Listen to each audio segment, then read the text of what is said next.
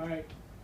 Good morning. My name is Sergeant Gordiano, and today my class is going to be on conducting JROTC briefings and meetings. And I'm actually in a classroom full of potential seniors for next year that have the ability to become part of the staff or part of the headquarters in each company. Next slide, please. The Raider Battalion staff meeting breaks down as battalion commander, battalion deputy commander. Now that position for next year cadets is going to be gone. We're actually getting rid of the deputy commander. There's only going to be 3 slots in the top of the pyramid. You have the battalion command sergeant major, and then you'll have battalion XO. Now, why is the battalion command sergeant major more important than the battalion XO? Because the individual who gets selected for this job is the voice and the eyes for the enlisted. And we all know that in the battalion, there's more enlisted than there is officers by rank and position. Don't get it wrong. That battalion XO, who's still a major, still outranks the sergeant major. It just means that the command sergeant major is the senior NCO. Do we understand that? Yes, sir. All right. Next slide. When we do training meetings, we get ready to do it headquarters. Yes, they do have to have a company commander and a first sergeant, believe it or not. And actually, that's 2 of the new slots that are going to open up. So yes, the battalion commander, the command sergeant major, still have to answer to a company commander in headquarters next year to make sure that their training is up, to make sure that their PT is up, to make sure that their dues are on time, and all that good stuff. When I was in the battalion staff, we had company commander, first sergeant, company XO. Yes, you do have a colonel, and you do have a command sergeant major, numerous majors, numerous senior NCOs who still have to answer to these people. Politically, the politically correct way of doing it is they know their role, they understand that they're there to guide them and make sure that all their training events are met.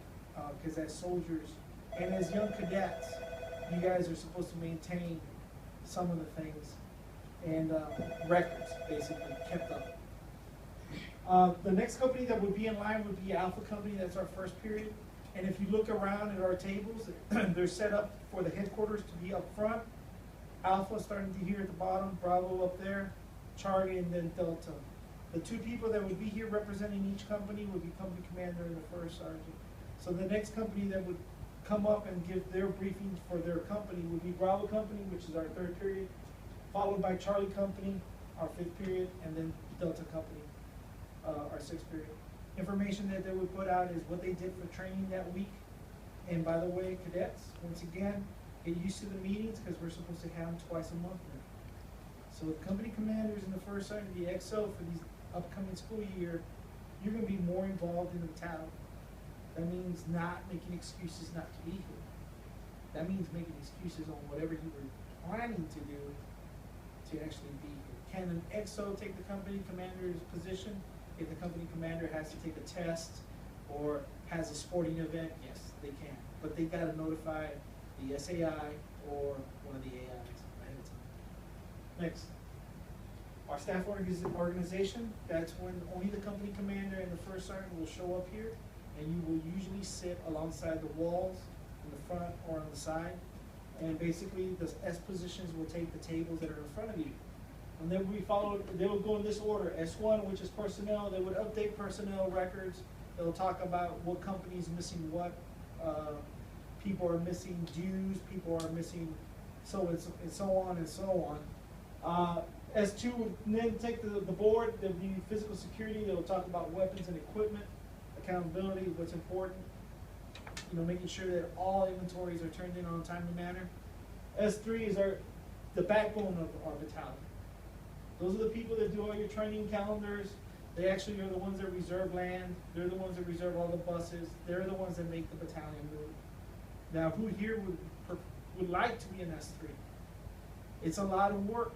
They're the ones that do the majority of the work during headquarters in 4A. They're the ones that are constantly being asked and being told what to do. It's not a thankless job. You're recognized, and you're recognized because you're given the rank of major. While everybody else, their section chiefs are all captains. Because fourth in command in case something would happen in real life. They would take charge of the battalion if the top three would fall. So it's one of them deals. There's a lot of responsibilities for the S3. The S4 is your logistics. They worry about supplies, uniforms, and unit property, making sure that every cadet has uniforms. And by the way, cadets, our last uniforms, they're coming in. Everybody in the whole battalion should have their uniforms. Our S4s will inform you on when to come and get them.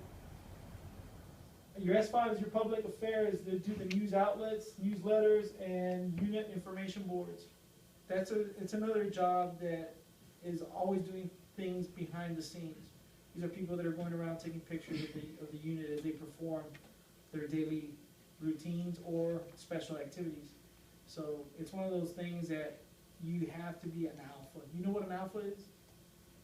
Yes, sir. You know what an alpha is? What's an alpha? It's like the leader of the pack. All right. It's a person that's they're very outgoing, very outspoken. They can stand up. I know. The majority of these people that you see up here are alphas, because in reality, a lot of other schools always ask us the one thing. It says it's like you put them on automatic pilot and they do what they got to do. How can we get to that point? Well, you select number one, the best. Number two, you select alphas. Because if you select omegas, what's going to wind up happening, especially if you have a lot of omegas and only one alpha in the entire thing, that one alpha is going to be overwhelmed. So a person with an alpha trait personality is very, we're always looking for them. Some of you here are alphas. Not everybody can be an alpha. Can an omega work one of these slots? Yes, they can. Yes, they can. But they can get groomed, and it takes time. Our last one is S6, is our communication. They usually work on our websites, and they also help out with our S5 and all the other ones. They're out there taking pictures, as well as helping out the other sections when there's nothing for them to really do. There's always something to do in staff. And a lot of you wonder, every time I come into 4A and I always see the staff members just sitting around either doing homework and stuff like that. So the majority of their jobs gets done.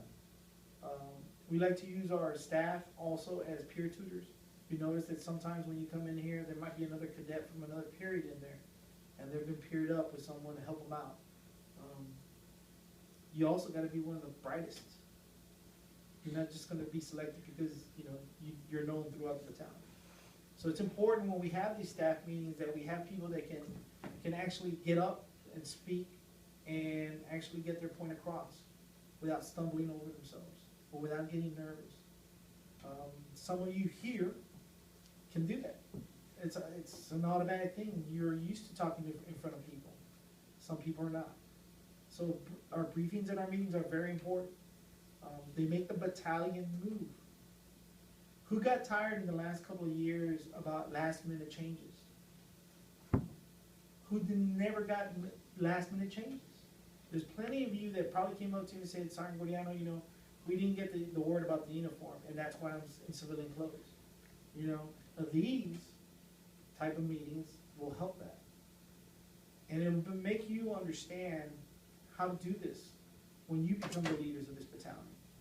And in reality, the colonel's actually starting to look in December. Come January, the battalion staff will sit down and go through a whole list of names of people, and they're going to start picking.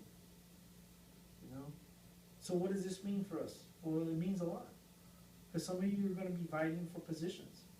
Some of you are going to come and start asking me questions like, hey, am I going to be a company commander? Am I going to be a first sergeant? Do what you do. Volunteer. Show up in the proper uniform. These little hints that I'm giving you are the basic things that will get you noticed. Instead of avoiding something, try something hard and accomplish that task. Be the guy that walks in, or the girl, female, walks into a room and says, hey, Sergeant Gordiano, Sergeant Johnson, is there anything that I need to do? Because I'm going to tell you all something. I have 4 of the same people that do that every morning. And they just do that because that's just the way they are. But if you guys would change the way you think about saying, okay, he's only going to select people from color guard, or she's only going to select people from drill team or the Raiders. Yeah, it's nice to have people that are up there that are, I know that are alphas, but it'd also be nice for the cadets to see ordinary cadets, their peers, go through the ranks and come up. Instead of us having to make that decision for you, you guys should make it hard for us and say, hey, what about me? That's why staff meetings are so important. You have to make sure that you understand that when you're up there, you're gonna be centered to that point on one of these or a company effort. And when you guys can realize that, then you guys will succeed. Are there any questions? None? This concludes my class. You all have a nice day.